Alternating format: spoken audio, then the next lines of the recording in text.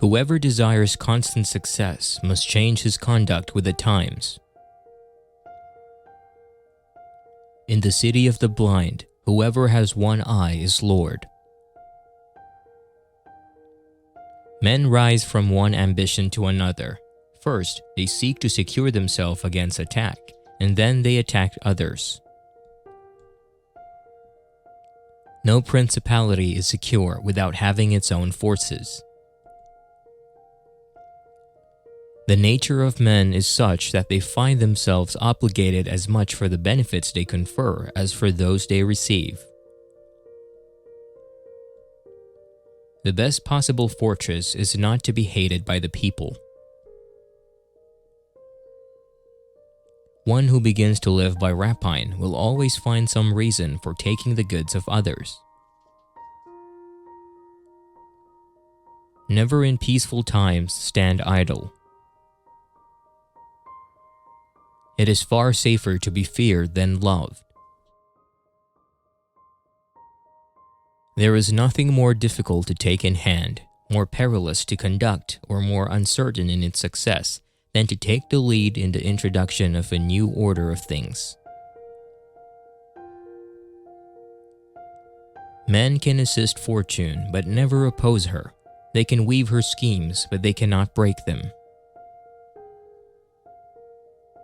How does one use power to do good when wielding power requires one to do evil? Never was anything great achieved without danger. Do you laugh because you are successful or because another one is unfortunate? To understand the nature of the people, one must be a prince, and to understand the nature of the prince, one must be of the people. Fear preserves you by a dread of punishment which never fails. Power is the pivot on which everything hinges. He who has the power is always right. The weaker is always wrong. Men are more apt to be mistaken in their generalizations than in their particular observations. Everyone sees what you appear to be. Few experience what you really are.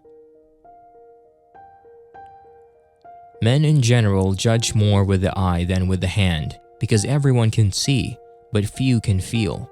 Everyone sees what you seem to be, but few feel what you are. If they lacked the opportunity, the strength of their spirit would have been sapped. If they had lacked ability, the opportunity would have been wasted. A sculptor will more easily extract a beautiful statue from a piece of rough marble than from one that had been badly blocked out by someone else. Just as artists who draw landscapes get down in the valley to study the mountains and go up to the mountains to look down on the valley, so one has to be a prince to get to know the character of a people, and a man of the people to know the character of a prince. There is no other way of guarding oneself against flattery than by letting men understand that they will not offend you by speaking the truth, but when everyone can tell you the truth, you lose their respect. On the whole, the best fortress you can have is in not being hated by your subjects. If they hate you, no fortress will save you. He who thinks new favors will cause great personages to forget old injuries deceives himself. He who is the cause of another's greatness is himself undone, since he must work either by address or force, each of which excites distrust in the person raised to power. It is better to be feared than loved if you cannot be both. Time sweeps everything along and can bring good as well as evil, evil as well as good. If in other respects the old condition of things be continued, and there be no discordance in their customs, men live peaceably with one another. Instead of praying for some new holy man to save you, learn the way to hell in order to steer clear of it yourself. Virtue gives birth to tranquility, tranquility to leisure, leisure to disorder, disorder to ruin, and similarly from ruin, order is born, from order virtue, from virtue glory and good fortune.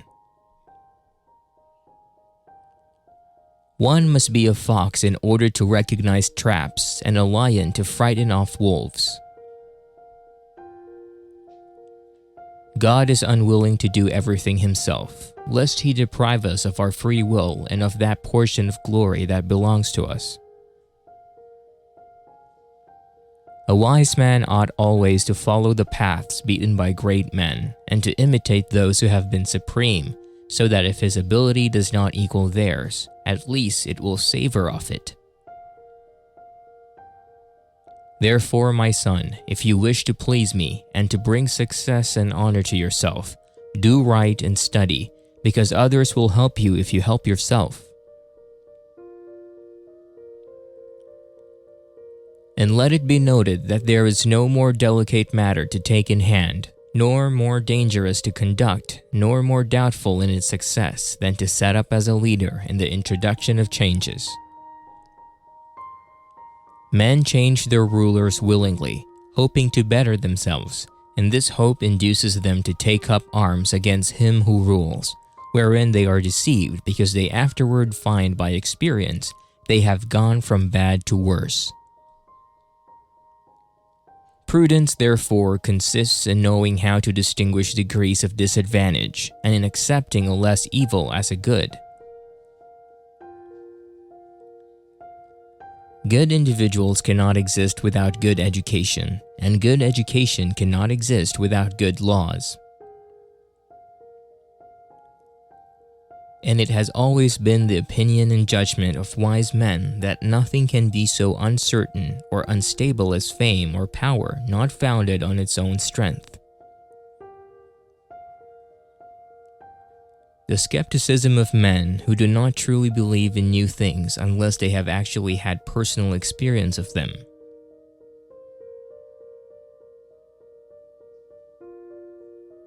Any man who tries to be good all the time is bound to come to ruin among the great number who are not good. It is essential that in entering a new province, you should have the goodwill of its inhabitants. Nothing consumes itself so much as generosity, because while you practice it, you're losing the wherewithal to go on practicing it. War is not so to be avoided, but it is only deferred to your disadvantage. And the usual course of affairs is that as soon as a powerful foreigner enters a country, all the subject states are drawn to him, moved by the hatred that they feel against the ruling power.